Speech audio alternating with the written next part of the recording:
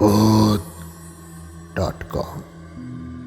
এখানে সত্য ঘটনা শোনানো।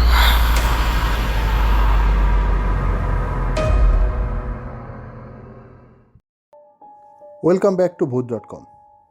এটা আমাদের 16 নম্বর এপিসোড। ভূত.comকে আপনারা যথেষ্ট ভালোবাসা দিচ্ছেন, তার জন্য আপনাদেরকে অসংখ্য ধন্যবাদ। ভূত.com-এর পরিবার আস্তে আস্তে বড় হয়ে উঠছে, তার পুরো কৃতিত্বটাই আপনাদের। আপনারা এইভাবেই ভূত.comকে সাপোর্ট করুন। আপনাদের এই মোটিভেশনই আমাদেরকে এগিয়ে নিয়ে যেতে সাহায্য করবে। আজকে আপনাদেরকে একটা ব্ল্যাক ম্যাজিকের ঘটনা শোনাবো। ব্ল্যাক ম্যাজিক, যাকে আমরা বাংলায় কালো জাদু বলি।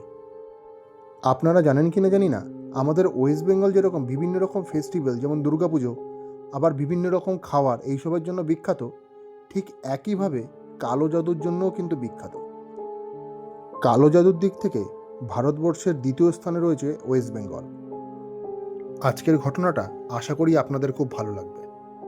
তা দেরি না করে শুরু করছি আজকের ঘটনা। আমার নাম প্রীতি রায়। আমরা শিলিগুড়িতে থাকি। আমার বাবা আর মায়ের লাভ ম্যারেজ হয়েছিল। আমার মা একজন পাঞ্জাবি এবং আমার বাবা একজন বাঙালি।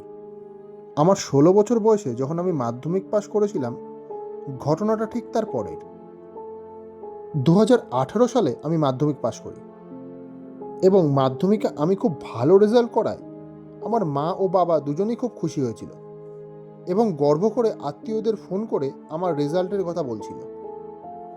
হঠাৎ একদিন আমার পিসি আমাদের বাড়িতে আসে। মায়ের কাছে শুনেছিলাম মা ও বাবার বিয়ের কিছু মাস আগেই আমার পিসেমশাই মারা যান। পিসেমশাই মারা যাওয়ার পর পিসি তার 2 ছেলেকে নিয়ে এই বাড়িতেই বাবা ও মায়ের সাথে থাকতো। কিন্তু আমার জন্ম হওয়ার 1 বছরের মাথায় পিসি তার 2 ছেলেকে নিয়ে বাড়ি ছেড়ে চলে যায়। তাই হঠাৎ এতদিন পর পিসির আসাতে মা ও বাবা একটু অবাকই হয়েছিল। পিসির সাথে পিসির 2 ছেলে না আসার কারণ জিজ্ঞেস করলে পিসি বলে কাজের সূত্রে তার 2 ছেলে বাইরে গেছে। এতদিন পর পিসির ফিরে আসাতে মা ও বাবা দুজনেই খুব খুশি হয়েছিল। পিসি মাকে আমার কথা জিজ্ঞেস করলে মা পিসিকে আমার রেজাল্টের কথা বলে। পিসিও খুব খুশি হয়েছিল রেজাল্টের কথা শুনে। সেই সময় আমাকে ডন বস্কো স্কুলে ভর্তি করানো হয়, যেটা কিনা শিলিগুড়ির ভালো স্কুলদের মধ্যে অন্যতম একটা ছিল। আমরা সবাই খুব খুশি ছিলাম। আমার রেজাল্টের খুশিতে পিসি একদিন পায়েস বানিয়ে আমাদের বাড়ির সবাইকে খাওয়ায়। আমরা বাড়ির সবাই খুব খুশি ছিলাম, কিন্তু আমাদের খুশিটা বেশি দিনের জন্য ছিল না। কিছুদিন পর থেকে আমার বাবার ব্যবহারের পরিবর্তন শুরু হয়। বাবা কথায় কথায় মায়ের সাথে ঝগড়া করতে শুরু করে। বাবা কোনো নেশা করতো না, কিন্তু এরপর থেকে প্রায় রোজ নেশা করে বাবা বাড়ি ঢুকতো। বাবার এইরূপ আচরণে আমরা আশ্চর্য হয়ে গিয়েছিলাম। বাবা আমার সাথেও খারাপ ব্যবহার করতে শুরু করে, এমনকি একদিন মায়ের উপর হাতও তোলে। আমিও ঘুমের ঘরে ভয়ের স্বপ্ন দেখতে শুরু করি। ঘুমের ঘরে যেন মনে হতো কেউ আমার গলা টিপে ধরেছে। ঘুমের ঘরে ভয়ানক সব ছায়ামূর্তি দেখতে শুরু করি। দিন দিন আমার শরীর শুকোতে শুরু করে। একদিন আমি ঘরে একাই ছিলাম।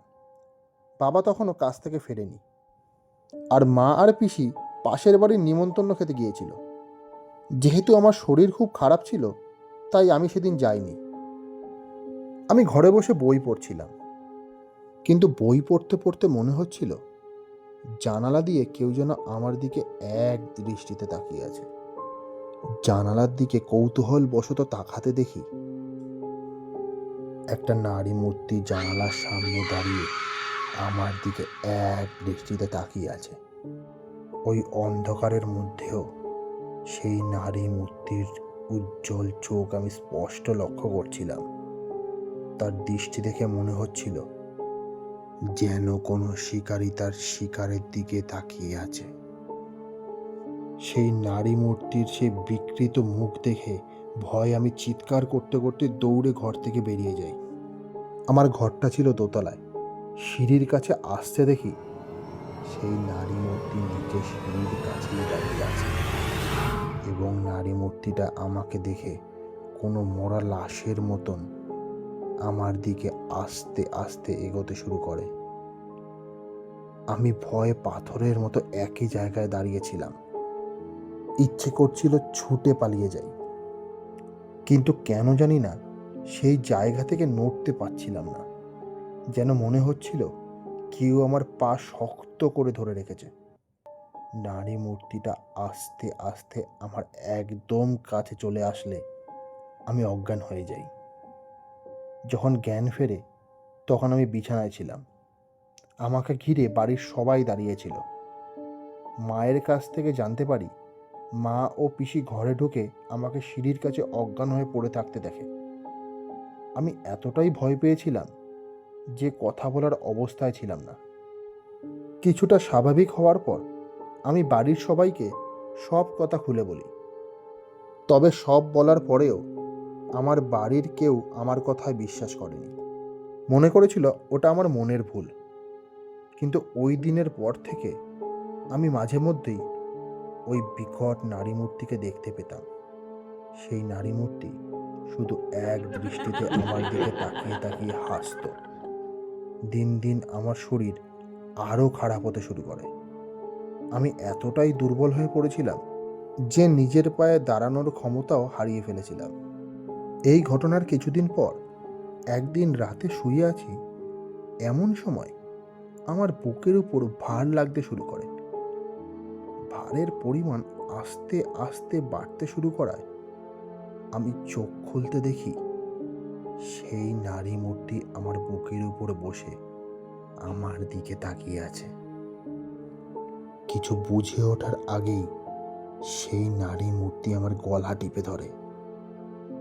আমার শরীর খারাপের পর থেকে আমার মা আমার সাথেই শুতো। আমার গলা টিপে ধরায় আমার আস্তে আস্তে দম বন্ধ হতে শুরু করে।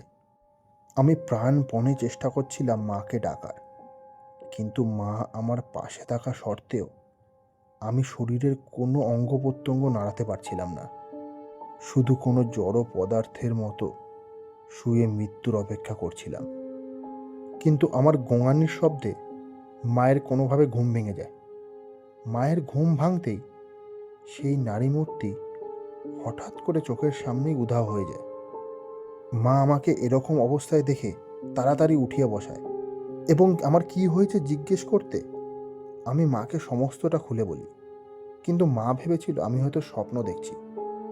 পরের দিন সকালে আমার মা লক্ষ্য করে আমার গলায় কিসের যেন দাগ। সেটাকে ভালো করে দেখলে বুঝতে পারে সেটা কোনো মানুষের আঙুলের দাগ।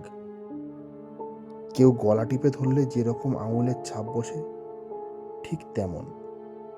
এবার মা রীতিমতো ভয় পেয়ে যায় এবং সেই দাগটা আমার বাবাও দেখে। এই ঘটনার পর আমি পুরো শয্যাশায়ী হয়ে পড়ি।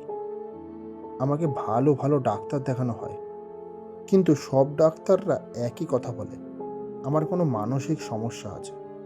কিন্তু একটা কথার উত্তর কোনো ডাক্তারদের কাছে ছিল না, কারণ প্রায় 2 মাস ধরে আমার ঋতুস্রাব বন্ধ হচ্ছিল না, মানে ইংরেজি ভাষায় যেটাকে পিরিয়ডস বলা হয়। সমস্ত রিপোর্ট, সিটি স্ক্যান, আল্ট্রাসাউন্ড, পেট এবং পেলিভ্রিসের বেরিয়াম এক্স রে সব টেস্ট করানো হলেও সব রিপোর্টই স্বাভাবিক ছিল। ডাক্তাররা কোনোভাবেই রোগ ধরতে পারছিল না। আমার মায়ের এক বান্ধবীর পরামর্শে আমাকে এক বাবার কাছে নিয়ে যাওয়া হয়। সৌভাগ্যক্রমে তিনি একজন গুণী ব্যক্তি ছিলেন। তিনি আমাকে দেখে আমার বাবা ও মাকে বলেন আমার উপর কালো জাদু প্রয়োগ করা হয়েছে। আর কদিন পরে আমাকে নিয়ে আসলে হয়তো আমাকে আর বাঁচানো যেত না। সে আমাকে একটা মন্ত্রপুত জল খেতে দেয়। জলটা খাওয়ার কিছুক্ষণের মধ্যেই আমার বমি হয় এবং আমার মুখ থেকে চুল, পেরেক এইসব বার হতে থাকে, যেটা দেখে আমার মা, বাবা এবং আমি 3 জনেই ভয় পেয়ে গিয়েছিলাম। এরপর ওই ব্যক্তি আমাকে একটা ধাগা পরতে দেন এবং বলেন পরের দিন তিনি আমাদের বাড়িতে আসবেন। পরের দিন আমাদের বাড়িতে এসে উনি আমাদের ঘরের বিভিন্ন জায়গা থেকে পেরেক, চুল ছোট ছোট কালো রঙের কী সব পুতুল ইত্যাদি এইসব বার করে নিয়ে আসে। আমরা সবাই অবাক হয়ে গেছিলাম যে এই সব জিনিস আমাদের বাড়িতে আসলো কোথা থেকে। এই সমস্ত জিনিস উনি আমার বাবাকে আগুনে পুড়িয়ে ফেলতে বলেন। আমার বাবা ওনার কথা মতো এইসব জিনিস আগুনে পুড়িয়ে ফেলেন এবং উনি পরপর 3 দিন আমাদের বাড়িতে যজ্ঞ করে আমাকে আস্তে আস্তে সুস্থ করে তোলেন। আমার বাবা ও মা এই ঘটনার পিছনে কে রয়েছে তার নাম জানতে চান, কিন্তু উনি আমাদের স্পষ্ট জানিয়ে দেন উনি তার নাম বলতে পারবেন না। কিন্তু নাম না বললেও উনি এটুকু বলেন যে সেই ব্যক্তি এই পরিবারেরই একজন এবং তার নামের প্রথম অক্ষর এম দিয়ে শুরু। এইটুকু বলাতেই আমাদের কারোর আর বুঝতে বাকি ছিল না যে সেই ব্যক্তিটা কে। আমার পিসির নামের প্রথম অক্ষরও এম দিয়ে শুরু। আমার বাবা ও মা পিসির উপর প্রচণ্ড রেগে যায় এবং তাকে ধরে এই সব করার কারণ জিজ্ঞেস করলে পিসি বলে পিসি বিধবা হওয়ার পর তাকে আর তার 2 ছেলেকে আর্থিক দিক থেকে আমার বাবাই সাহায্য করত, কিন্তু আমার মা বাবার বিয়ে হওয়ার পর পিসিকে আর্থিক দিক থেকে সাহায্য করাটা কিছুটা কমিয়ে দেয় এবং আমার জন্মানোর পর পিসিকে আর্থিক দিক থেকে সেইভাবে বাবা আর সাহায্য করতে পারে না। সেই রাগে সে এই কাজ করেছে। এই ঘটনার পর বাবা পিসিকে বাড়ি থেকে চলে যেতে বলে। তারপর থেকে পিসির সাথে আমাদের আর কোনো সম্পর্ক নেই। ঘটনাটা শুনতে আপনাদের কেমন লাগলো কমেন্ট বক্সে অবশ্যই জানাবেন। চ্যানেলটিকে লাইক, সাবস্ক্রাইব এবং বেল আইকনটি অবশ্যই প্রেস করবেন যাতে আমাদের নোটিফিকেশন আপনাদের কাছে তাড়াতাড়ি পৌঁছে যায়। আর আপনাদের জীবনে যদি এরকম কোনো ইনসিডেন্ট ঘটে থাকে যেটা আমাদের সাথে আপনারা শেয়ার করতে চান, তবে ডেসক্রিপশন বক্সে আমাদের অফিসিয়াল মেল আইডি দেওয়া আছে, সেখানে গিয়ে মেল করতে পারেন অথবা আমাদের ফেসবুক পেজে গিয়েও মেসেজ করতে পারেন। আর হোয়াটসঅ্যাপে ভয়েস মেসেজ করলে 8100781562 এই নাম্বারে পাঠান। আমরা অবশ্যই আপনাদের ঘটনা এই চ্যানেলের মাধ্যমে সবার সামনে তুলে ধরব। আজকে এখানেই শেষ করছি। খুব তাড়াতাড়ি দেখা হবে পরবর্তী ভিডিওতে। শুভরাত্রি।